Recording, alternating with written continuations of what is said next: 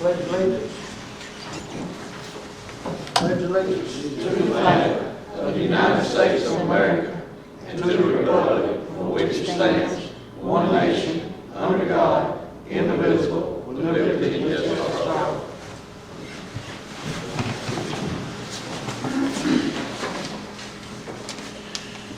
Public comment. You got one here, Mr. David DeSoto.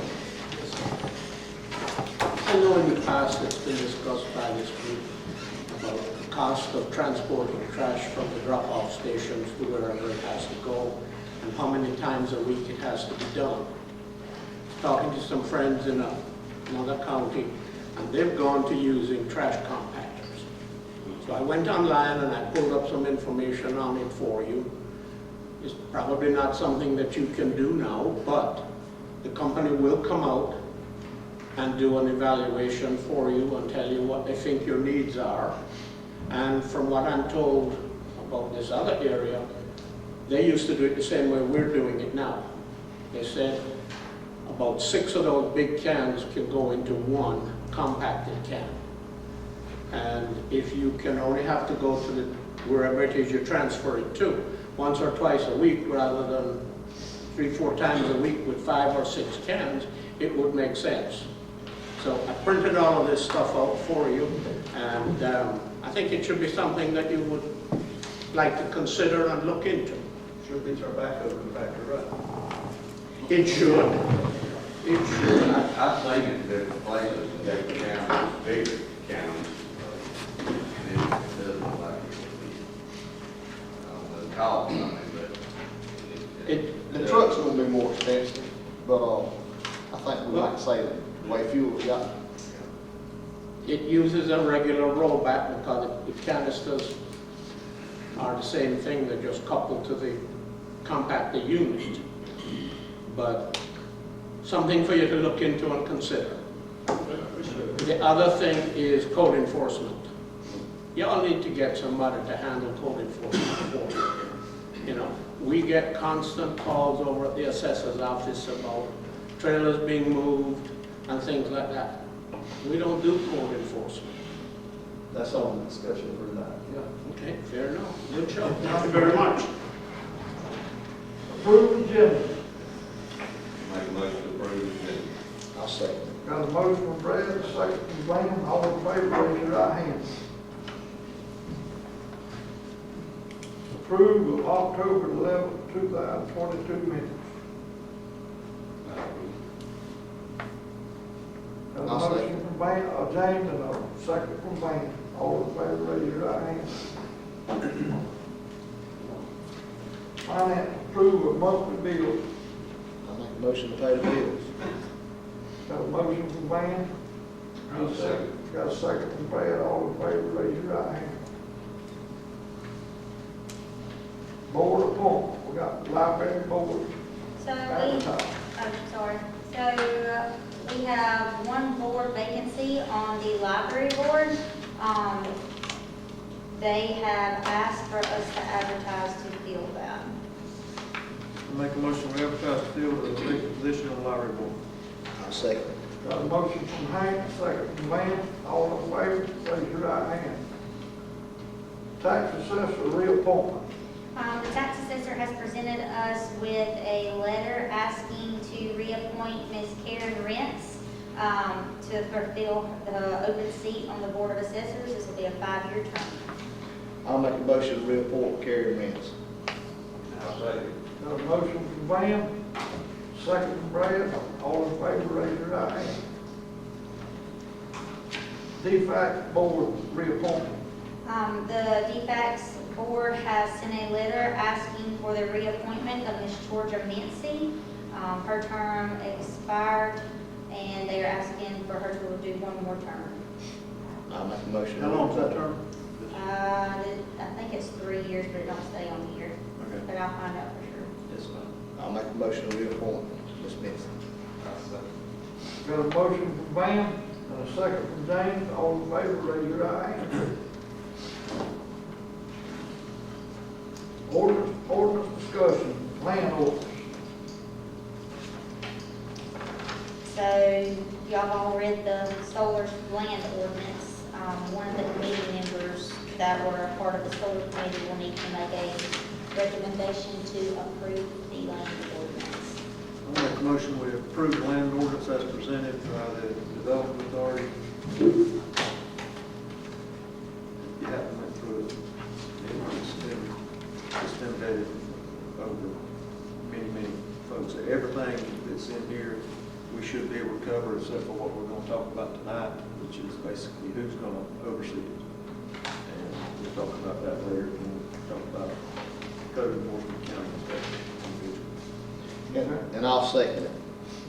I got a motion from Hank, second from Van. All in favor, raise your right hand. And I don't know when we're going to make this effective, but it would be in our hopes we would make it effective before the next project begins. I say effective immediately. Right. Okay. The only thing I'll say that you would need to discuss at some point would be, I think there's an application fee that's going to be set Yes, sir. by the county manager. And there's also going to be a, Penalty. and also a percentage of the project is going to be an impact fee in the county as Gotcha. well. And we've got to establish all those fees, but you're waiting to collect some other documents to put them in here. So, January 1st is probably going to be. And the penalties too for the Yeah. non-compliant. That's right. That's right. That's right. Next is Thompson Water Line Improvement, Laura Bloom, Kurt Davis.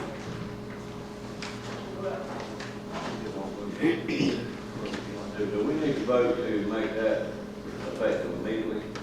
So we did. If y'all want to, vote again, just to make sure, I don't think it was made clear in the first one, it wouldn't hurt. So, Yes, we can make the ordinance effective immediately, and then the only thing we would do is amend it to change the penalties, fees, and stuff like that for non-compliance. I'd just say make your motion that it be effective immediately, just.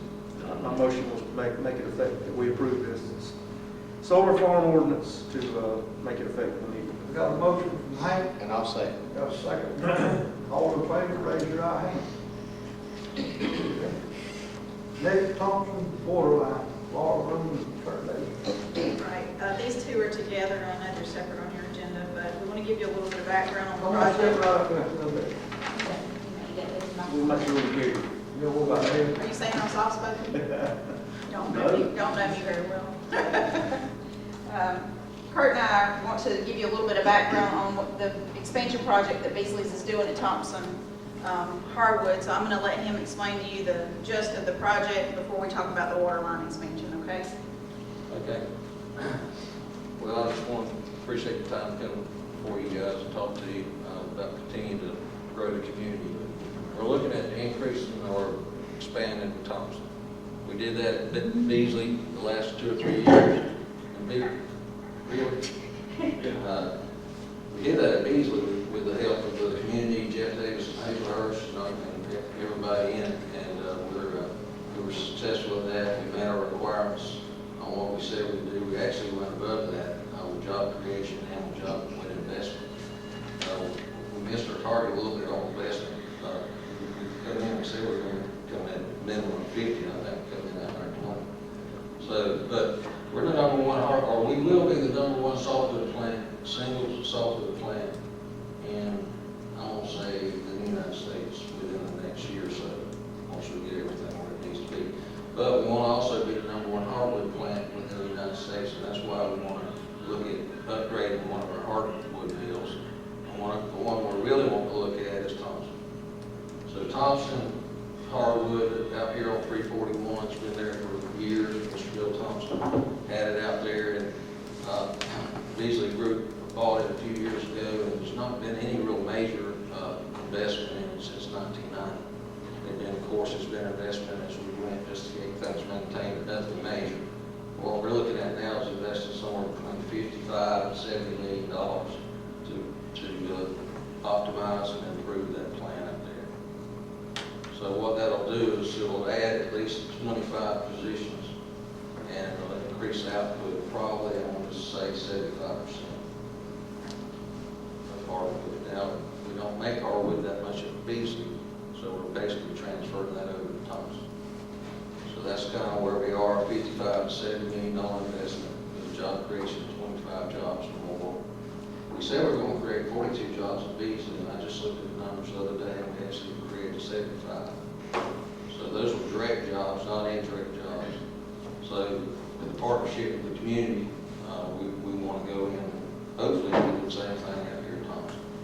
And that's what we're here to talk about.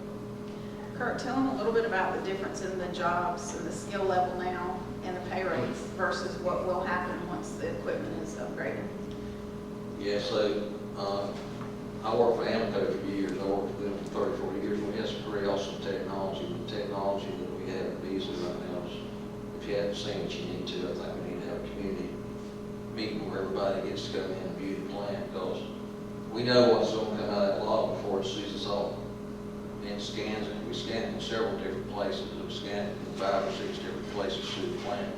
But before it ever sees the salt, we know we're going to get a 6x6, 12, I mean, 2 by 4, 12-foot long, so on and so on and so on. So at Thompson, we're going to also have automation.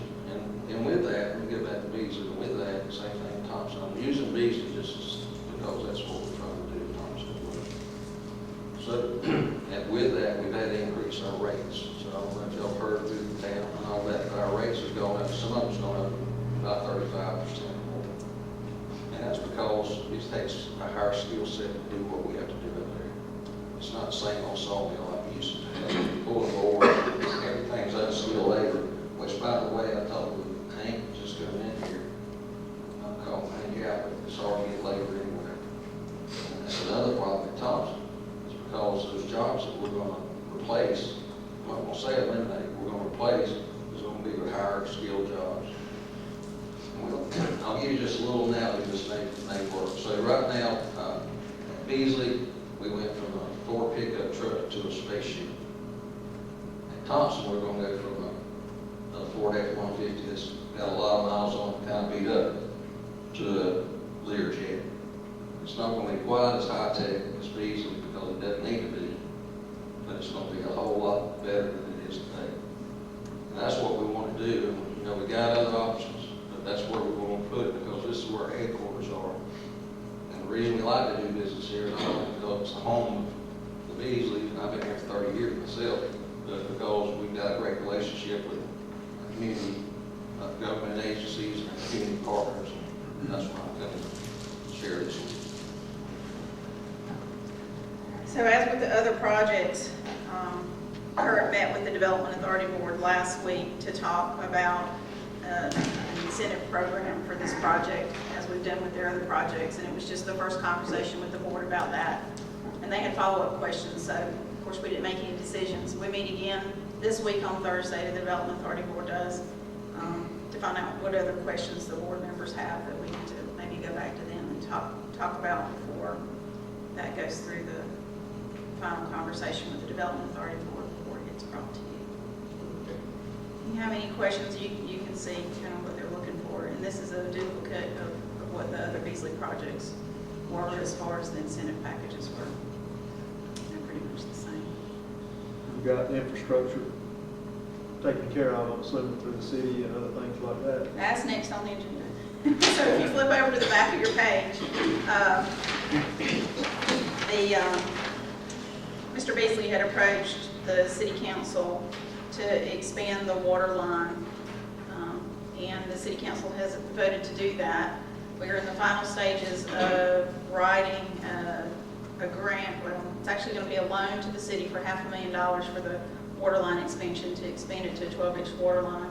And Charles has been in those conversations, and I asked him to come up and explain to you what the project is going to do for them and for the other businesses that are down the same road. Paladin has also sent stuff to the state indicating that they're about to expand, which is going to require an expanded water system. So this is the engineering quote for the cost of the project. It is a $500,000 loan to the city council. The city council, it's a One Georgia $500,000 loan, has already approved that. And so we have a gap that you can see between the full cost of the project, which is almost $1 million, and $500,000 for the water line. But I want Charles to tell you a little bit about how that's going to have a positive impact on the community as a whole before I talk to you about the gap in funds. just to kind of tell you about the water system that we have, for years, the city's expanded and expanded out past the limits and tried to tie on other properties, homes, factories, things like that. What we've done is, if you look at the area out there around Thompson's, we have two lines that run parallel down the road on both sides of the road, but they've never been joined together. They're actually too small to put the water that we need at Thompson's. Right now, we can get 328 gallons a minute. Now, if you've seen the fire that we had at Thompson's back in 2014, you've seen a whole bunch of tankers going back to town getting water because we didn't have the water there on spot to provide the water we needed. So anytime that you can do that and get more water out there and putting the 12-inch line out there and tie those lines together is going to up us. We should go well over 1,000 gallons a minute on those hydrants. The thing that helps us with ISO is the fact is when we do ISO grading, the very end of the ISO grading is what kills us. The differential between the fire department and the water department and the water. That's what kills us. It kills us in the city, it kills us in the county if we don't have it right. So if we don't have enough hydrants in certain areas, we don't have hydrants working, we don't have the right water lines in certain areas, it kills us. So this is going to kind of eliminate that out there in that area. It's going to give us a better flow, it's going to give us a better static. How big the line going out there now? I think there's 6 inches on both sides, I believe, going out both sides. 6 inch. 6 inches, more 12 out there now. Right. And they need to be tied together. The line on each side needs to be tied together. So they're going to bore up under the highway out there to tie them together. It needs to be looped. It's not looped. It's 2 dead-end lines going straight out. So they need to be looped in a couple of places. That right there provides a better static pressure and it gives us more flow. Static that we need is probably around 55 to 60, and the static air is like 18. So we need a lot more. So what do we got at diesel? We're, with this one here, I'm doing probably about 1,500 gallons a minute. So it's 1,500. And my static is about 65. So that has improved that greatly out there. So we're much better than we were 3 years ago out there. So it'll help with water supply, it'll help us with the ability to have a static pressure there that we need. And it's going to help that differential number when we're grading next time with ISO because we have to pull every part of the city. Every 5 years, we got to pull each one of these hydrants in these areas. We go look at those areas and they see, we have multiple buildings that require over 3,500 gallons per minute. We have some that are 4,500 gallons per minute. Can we get that? Now, we probably don't have a water system to get us there, but the closer we can get to that, the better we're going to be. And the better it's going to make that differential at the end of that grading. Because that really kills us. We can have a great grading, and when that differential kicks in, it takes points away from us. So that's what we do. You say we got bills that need 35 and 4,500, you Yes. say the max we're gonna get out of this is 1,500. Right, in that area, that general area from each hydrant. It could be greater than that. We don't know until we get it in and flow it. But we're well above 1,500 at Beasley's. So, And how much did y'all need, Kurt, when we talked about this? I don't remember pressure drops, Brad. I think we Because need. y'all actually put in a holding tank too, right? No, we made a commitment to the line. They got to pay for it. Oh, I thought y'all were gonna have to do both. No. Okay.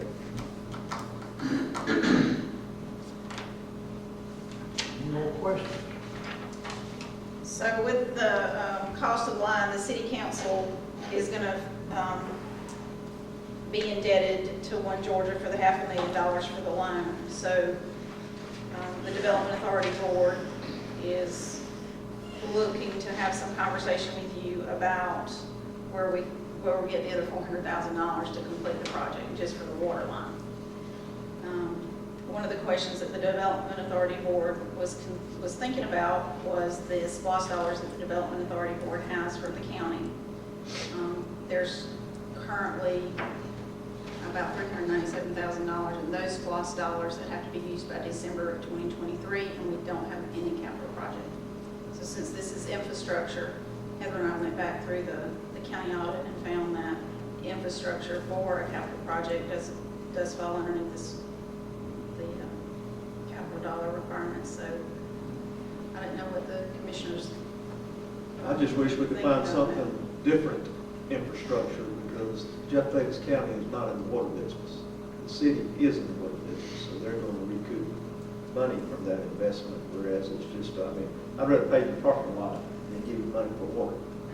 And that's, I mean, I'm just going to be as honest as I can. The last project, we invested some money in and asked to know where the money went. We were never informed. It was put in as contingency, so that kind of leaves, you know, a little disgruntledness with me in doing something like that. But that's just me. I'm one vote. But, you know, I wish we could find something else to put the money towards versus a water line. The city council actually asked that the development authority and the county split it into two pieces and each contribute an equal amount to cover the gap, along with whatever Beasley would contribute as well. So it might be a third Beasley, a third commission, and a third JDA. So I just want to let you know that's an open-ended question right now. The Development Authority Board will discuss it again this Thursday at their regular meeting. Okay. Well, here's what, and I won't be here when this vote takes place. James back there will be here, sitting in this spot. But here's what I would like for you to present to the commissioners. The first thing I'd like to know is, what does Beasley pay the city in a water bill every month? We know you're not going to have this. Yeah, I think they need that information. Yeah, Kirk. Because what he's telling you is exactly right. Yeah, they gonna get a loan $500,000, but the water bill probably gonna more pay for it. So they're not out anything.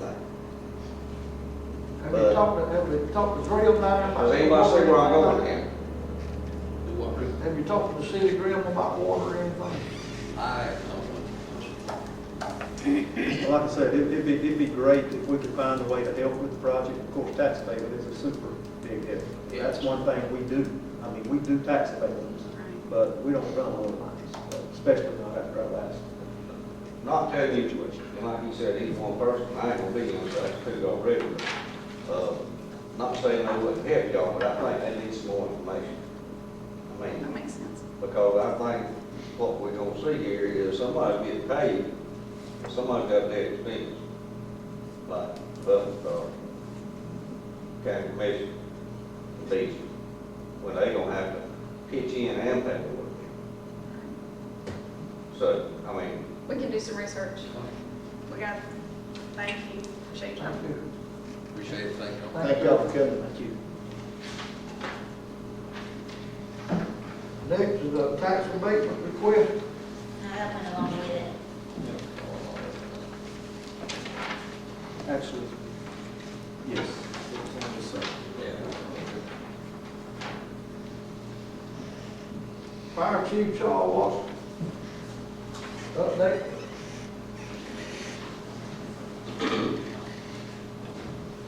Hey, I want to first give you an update, just real quick on the EMA, where we're standing. We have started a training session. Next year in 2023, we will be audited by FEMA with our plant hatch drill, and we will actually get the full audit. We get that every 8 years.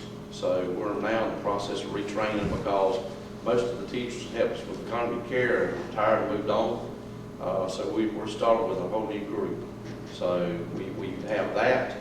We have moved the vehicle decon site from out there at the old rec center over to the football field. So our whole process has changed since the last time we were fully audited. So we're in full training mode for that right now. We've had 2 sessions already with the school system. We'll have another one in March, and we will do one right before we have the actual grading, which will be in the fall of 2023. So it's our big one. This is the one that you can get. You can get ARCAs on, which will cause you to have to redo and do the process again. So hopefully we won't have to do that, but we do have a lot of new people, and a lot of that, like I said, has the that a lot of our folks had retired from the school system, so we're starting over. Other than that, that's pretty much it in EMA right now. On the fire side, the only thing is we're real busy, tremendously busy right now. Every time you turn around, we're going from one place to the other. A lot of brush fires starting to pick up. The one thing I do want to talk to you about today, and I think you should have this list right here with you, is that when I came to you 2 months ago, we talked about a project, and we done that project with a rescue truck. We're now waiting on the back body of that truck to be finished and delivered to Jacksonville so it can be installed on the truck. There was a question, I think, that was brought up about fire stations, about county stations, about some things we need to do to them that would make them look a little more pleasant. Cutting grass is an issue because we don't have a lawnmower. So if you see, I have a cost estimate and a scope of work and things that need to be done at these stations. And this, again, is a cost estimate. And, you know, cost estimates change about every 30 minutes nowadays.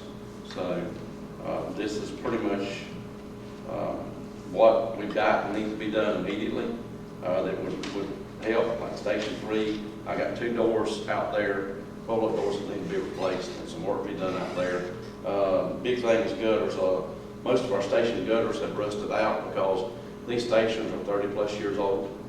So they need to be replaced. And there's some minor work on some roofs, things like pressure washing, and then also the purchase of a commercial lawnmower that can be used to cut the grass around these stations. A few of the stations, they do get cut by some of my folks using their personal stuff, but not everybody has the right lawnmower to do that. So we don't always get those cut. Road department does a good job of getting the ones they can, but not all the ones, especially the one out there off of Station 7. A lot of times they don't go out that way and cut that sometimes. So it kind of gets left behind and it grows up. So I'm just want to present that to y'all. This was a request that y'all give me, so I'm presenting you that. And this is as close as we can get it. Now, I can't guarantee you when we start doing everything that the price will be exactly that, but I mean that's as close as we can get. I didn't pad it none, so. Does Jerry cut when he cuts the walking track there, does he cut blanket? I mean, I know they don't hold a lot. No, sir. Right, so he cut. That'd be simple enough. All he's got to do is run across the street, so that'll get that one taken care of. Until we, flesh through all this. If we purchase some more, I mean, we don't mind if we want to do it. We have a trailer that belongs to the county that we have, so we can do that. It's just the fact that we don't have the tools to do it. Right. Unless we take one of our personal mowers. You should. And some of our people do that. We have done that. So that's not a problem. But it'd be nice to have one that belongs to us that we can keep all these stations cut and try to put them on a record. I mean, a rotation to get them cut.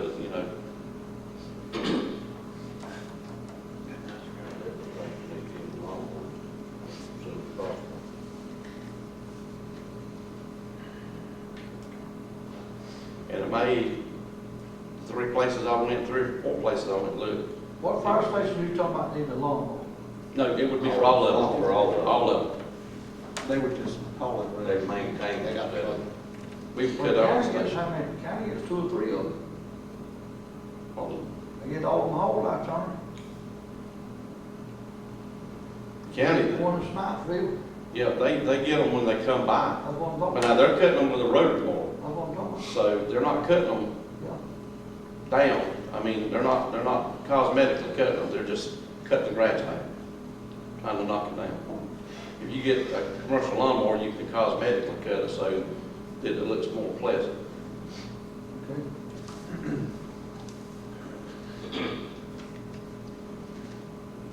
Any questions? Right? Vicki, can I make a recommendation on something based on running numbers? To just start with, he has the price of the lawnmower right here. Is this that 12,800? Can I make a recommendation to just buy the lawnmower and then start moving as we can when money is readily available?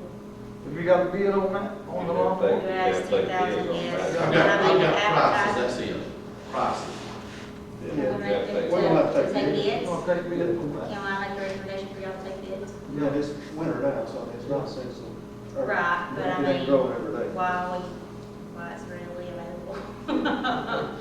While the money's there.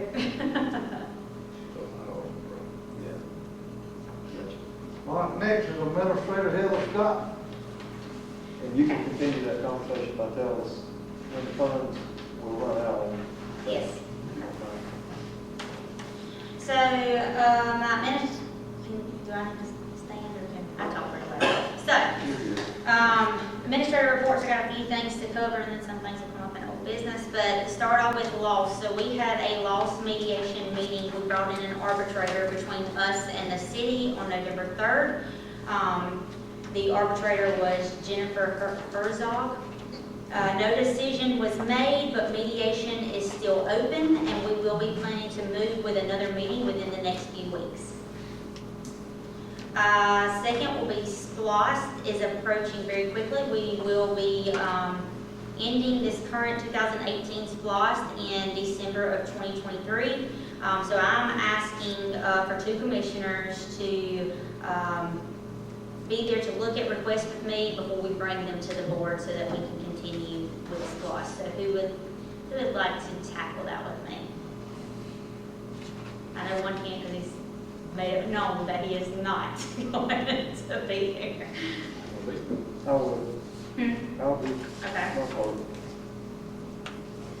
I mean- I'll do whatever you want to do. Okay. LMIG. The LMIG bid opening will be December 15th at 11 a.m. in the Board of Commissioners conference room. Reasoning for the waiting of the bid opening is supplies are set to go down.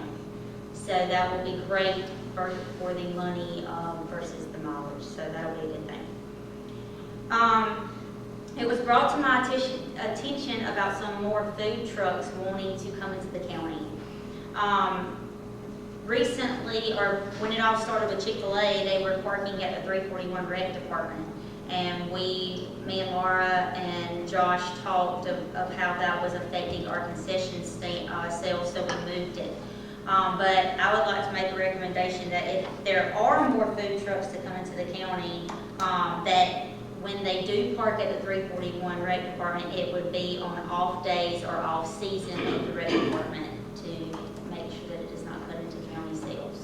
I don't think we want to do that, because we're fixing the fencing in, that's gonna put all these people coming and going through a gate, and it's just a matter of time before they start hitting it, tearing it up, somebody's gotta be there to open it, that's, we need to find somewhere else. Okay. My opinion, y'all, And so, that's fine, we'll talk. And lastly, the holidays. So usually every year, of course, we bring it, Thanksgiving, we're closed that Thursday and Friday, but we are asking to close the courthouse at 12 on the 23rd, that's on the Wednesday.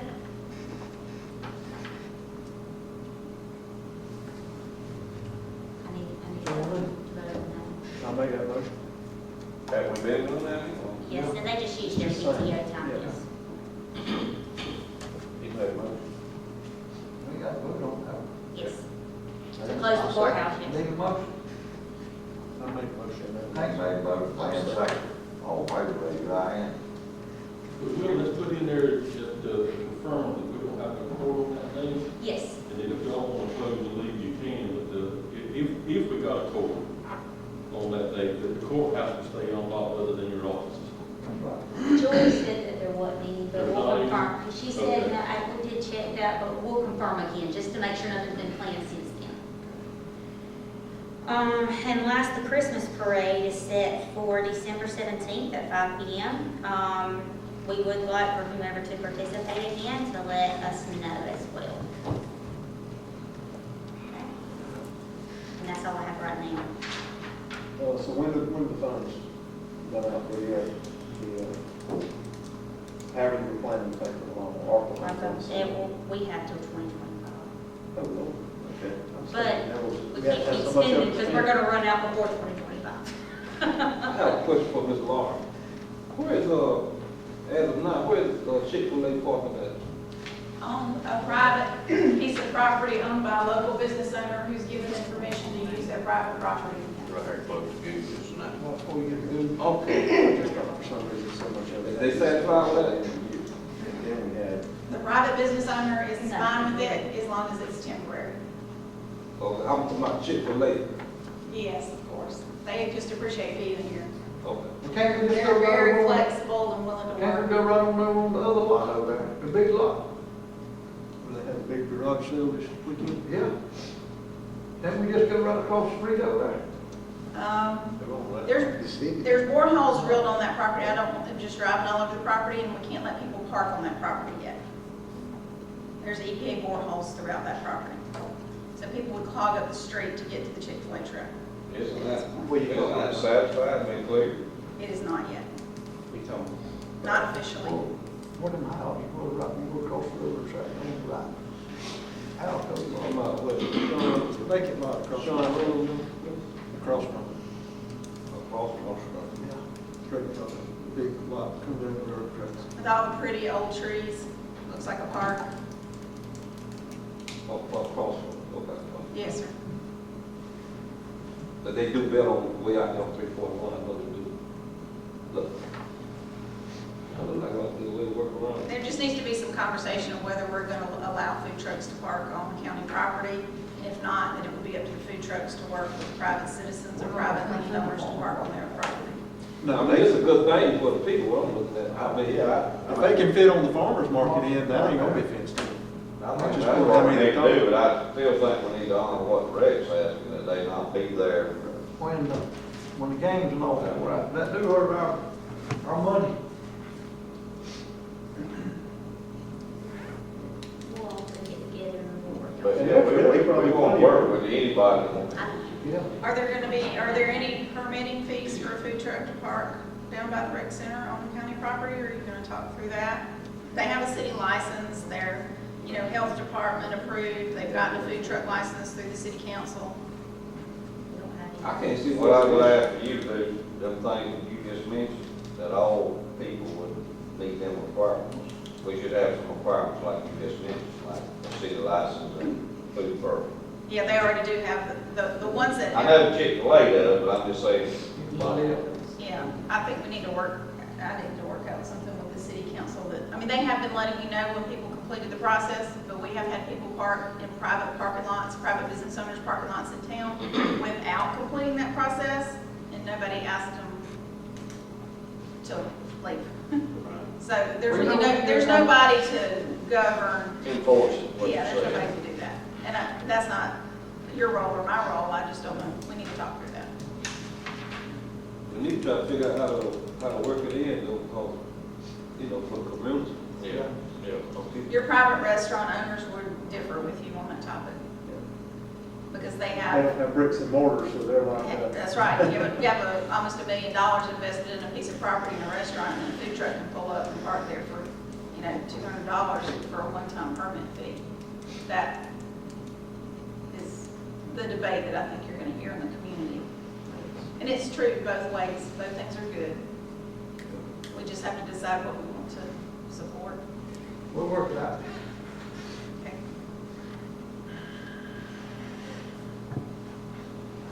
Anything else? That's it right now, until the next. just for everybody's knowledge, you want to describe to us the loss process since the first arbitration was not successful? Yes, so the way Lost works is, to start with, we had four meetings, y'all chose Brad and Van to be on the Lost board, and the city chose the mayor and Bainstone and Mr. Councilman Dwayne Johnson to be on theirs.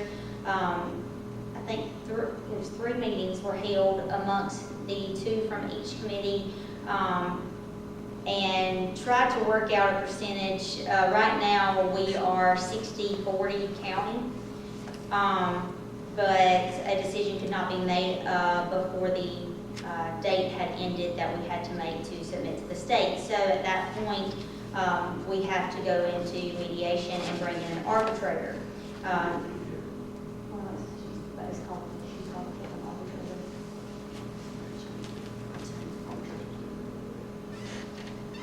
So anyways, we held this meeting on November 3rd. At this point, she went back and forth to each room. The county gave a number and said that, this is what they would end with, and the city would not agree to do that as well. So now we are back at waiting to do another meeting to see what happens there. If it does not get settled before December 30th of 2022, both the county and the city lose the tax. And to get it back, it has to go on a referendum, and it has to go through these meetings again to be put back on the referendum to get this money to help both the county and the city. That's what I want to say. Thank you. Appreciate that. Any questions? Keep telling them how much. Yeah, well, the county's also, the county had started out with 70-30, but they did agree that we would go back and leave it the same at 60-40. The city would not take that.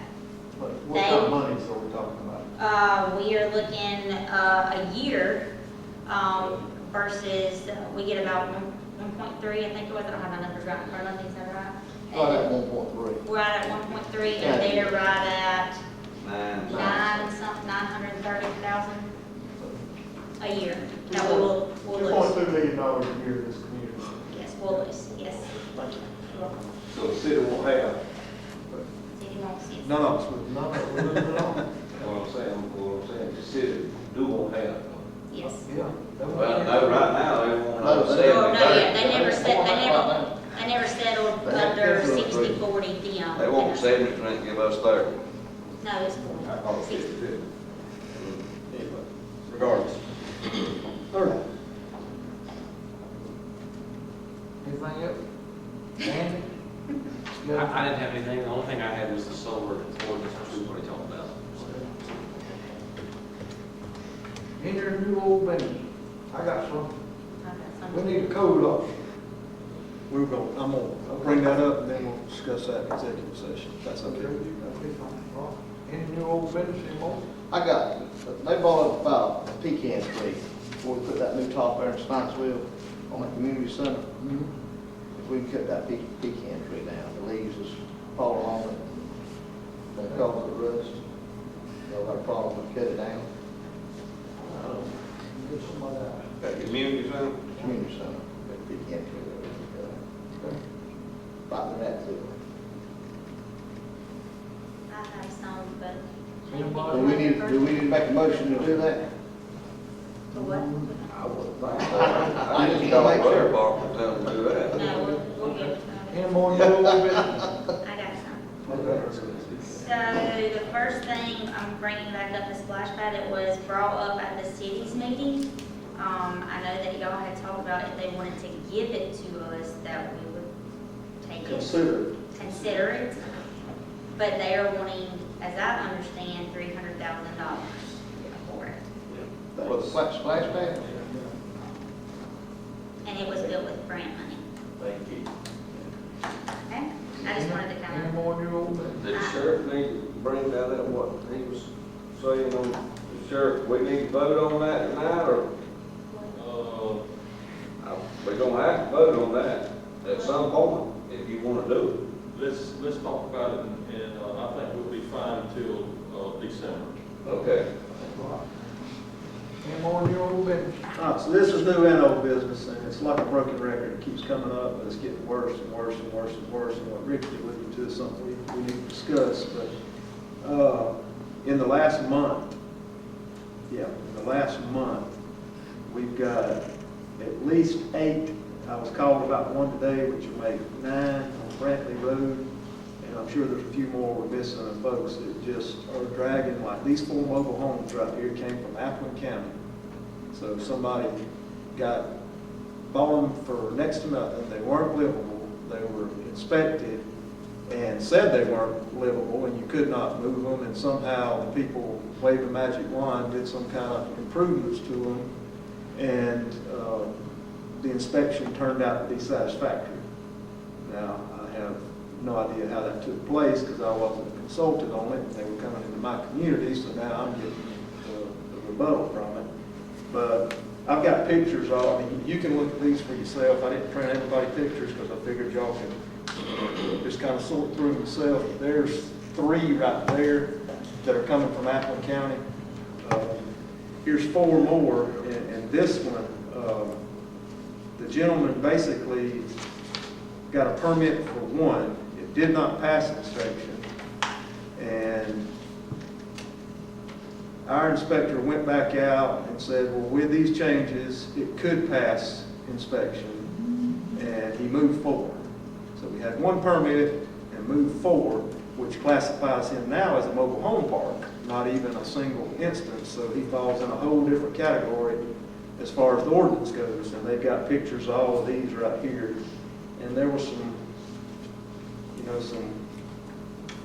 they haven't confirmed, none of these are going to be on tax digest because they're not reported, so therefore people pay taxes on them, so we have to find dates, and as people report them, it's just a big mess. So the only way we're ever going to do it, I've talked to Andy earlier about, we send them a letter, give them 30 days to do it. If not, we do just like any other citizen. We try to take it through magistrate and all these kind of things and get the money out of them, plus the fines, plus make them move them, or either we condemn them, and then we got to pay to dispose of them and all that. But, it can't continue. And like I said, I looked at one today that is not part of this, that was just moved in there in the last week or 10 days. And somebody did the exact same thing. I mean, they drug it in on blocks. It's awful. I mean, you can see from one end to the other. Windows are all busted out of it. There's no siding on it. And I don't know. I mean, people should not have to live next to people doing this. And, it's awful. And it's all about money. And, all these folks are going to do is stick as many people in there as they can and, rent them out or whatever and put them on the back 40 back here and hope nobody says anything to them about it. But so anyway, we need to discuss how we're going to fix this issue. And so We're going to have to have a code officer, what we're going to have to start on. and I think I made a note there, code enforcement or county inspector / they can do a lot of things, including the timber and including following up on damage to roads, things like this that happen in the industry. So I was going to discuss that in executive session because it is personnel and we need to talk about it, but just if y'all can be aware. What shall I sign up for? What is it? Nobody knows. I've seen them, so don't know. But we need a paid person doing this, a person volunteering. That's all I got. Any more new business? I do, and I think some of us here is kind of lost. Some of us may know a little bit about what y'all talking about on the loss of local option sales tax. If it's already being collected, me as a business owner, I'm collecting 8%. I think 2% of that is local. One. Okay, what happens to that money that we're collecting? Does the state get to keep it? You won't collect it, as I understand it. Yeah, it'll go away. It'll go away. period. Go away. So that 1%, we're giving 8%, our tax will go down to 7%. 1% is lost, 1% is lost. So we'll go back to 7% versus 8%. If we don't If come we- to an agreement. Right. But the hopes are, it's already voted in on a referendum, so you would want it to continue. Exactly, that's my point. So, Any more new old business? Because you got to come to agreement then. We're going in executive session. I thought you were going to have public comments. Was that on the Yeah, agenda? we got one. We got one. Public comment? Yes, sir. You're talking about food trucks and what have you. Do you not think that all of that needs to be put under an ordinance so that everything is laid out for everybody, that, everybody knows what's going on up front, and if they're coming in, here's the regulations, and it's not up for guessing, or we'll do this for you and that for you. That's what I just Mr. DeSouza, asked her to come up with. The regulations are in the city ordinances already. Right. The city issues the licenses, and they have it within their ordinance process. The county might want to have their own. So that's why I asked them if they wanted to think about that. I hope they do. Yep. Yeah, but currently the rules are within the city ordinance right now, Okay. so Okay. easy to find. Any more public comment? I have two. First off, did you say, it's a little hard for me to hear back here, did you say that you need a code enforcement officer? Yes. Why is that a reason for a closed session? Why is that a reason for closed session? The closed session for personnel is when you evaluate personnel. He's gonna talk. It's not. The It's reason not. I wanted to do it in closed session was to discuss what the What Why is that a reason for closed session? Well, I think so, yeah. No, it's not. Because we don't have but one person that even has discussed Well, it, which if is you're me. talking about a particular person, that's one thing, but what he asked was, we need a code officer. And there's no reason to go into, why are you hiding whether or not to hire a code officer? Well, maybe that's my mistake, because it wasn't to hire somebody, it's to talk about drafting what we want to put into And there's it. no reason to go into closed session for that. There's not. I've been around too long, Hank, that is not a reason for closed session. Point taken.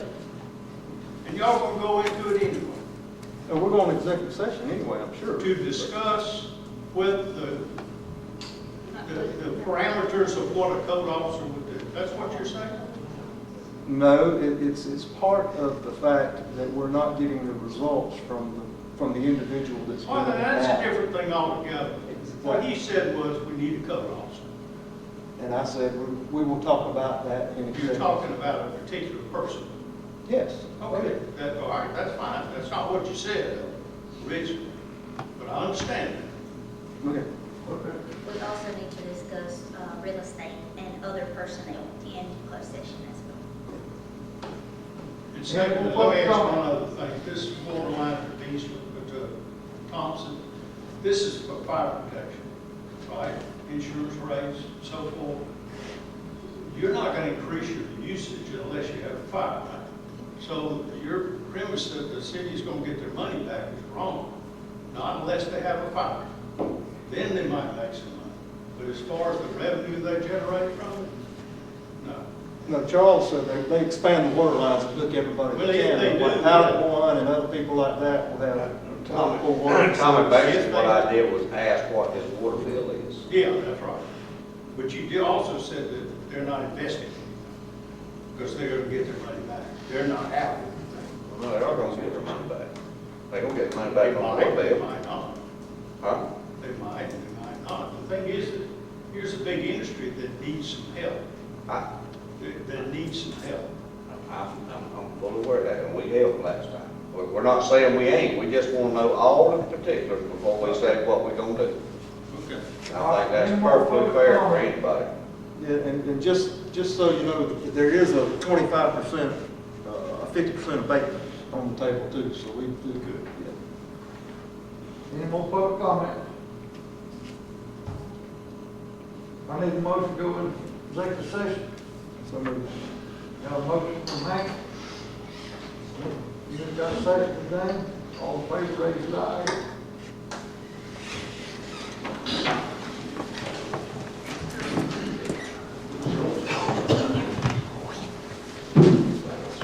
Now we're adjourned, Dean. No, we're on James. So we're gonna change this second.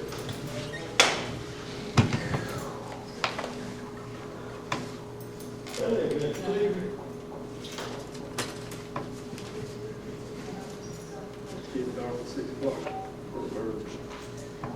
I love it. I wish it stayed that way.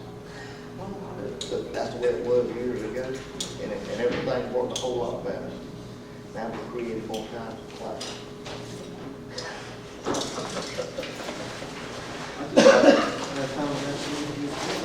I need a motion to go back to, open session. Make a motion. I have a motion from Hank, second from Van, all in favor, raise your eye. We come out of closed session, discuss personnel, no decision made.